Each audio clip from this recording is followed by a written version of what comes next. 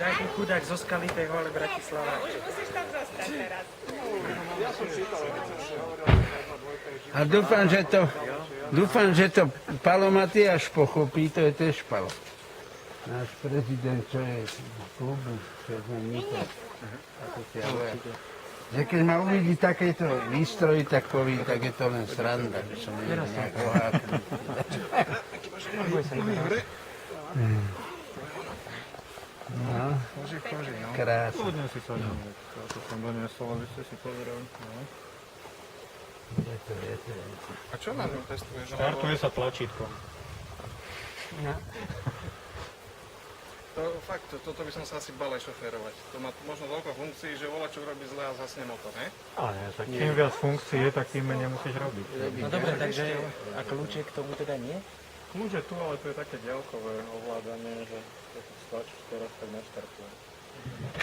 To stačí mať kľúče len pri sebe, no sa aj otvára, aj zamyká bez nejakého... Aj sa štartuje. Len to je automatická prevodovka, tu vždy treba mať nohu na brzde, keď sa s ním čo robí, tak bez toho nespraví nič. Nohu na brzde, keď robí čo napríklad? Čo, aj keď štartuješ, aj keď sa hýbeš s tou pákou, aj čokoľvek, tak musíš sa mať akože pod kontrolou. To si nemôžeš ani ručne zaradiť? Môžeš, ale musíš najprv dať nohu na brzdu. To nemá ani. Toto je emancipácia, pozrite sa.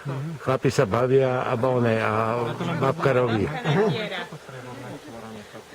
Babku to baví, babka mi díra, nedíra, furt sa natíra. Sa udržal pri brzdení. Takže má tu len dva pedály. Dobrý. Dobrý deň. No čo, mám ho kúpiť? Jasné. To je tá slečna, ktorú nedávno sme zapíjali. No, len... Tak ten čas letí. Taká si už veľká. Povedz, že už som druháčka, teta. To som nepovedal, že to je uskorené. Počka, no sa to neoperá, aby to nespustilo, ale... Keď aj otca, keď som viezol na tom, tak hovorí, že ale ja som sa už viezol na kabriolete, oni však nepochybujem. On hovorí mi, že to bol len jediný. Nebol kabriolet vtedy, taký červený Ford, na ňom sme to boli. Ale to je ešte... Ja viem. Som len chodil. Nie, on mal len platenú strechu takú, ale nie, to nebol kabriolet. To nebol? To sa dalo dať dole. Nie, ale to chcem povedať, že otec hovorí, že Vilo Kapusta, že mal kabriolet, nejaký Peugeot alebo čo. Hovorí, že to bol presne takýto istý, že jedine ten rozdiel bol, že tá strecha sa dávala 4 hodiny dole. S tou karbobruskou? Nevieš, ono to tak bolo. Ale hasiči by to zvládli za pol sekundy, teda pol minúty.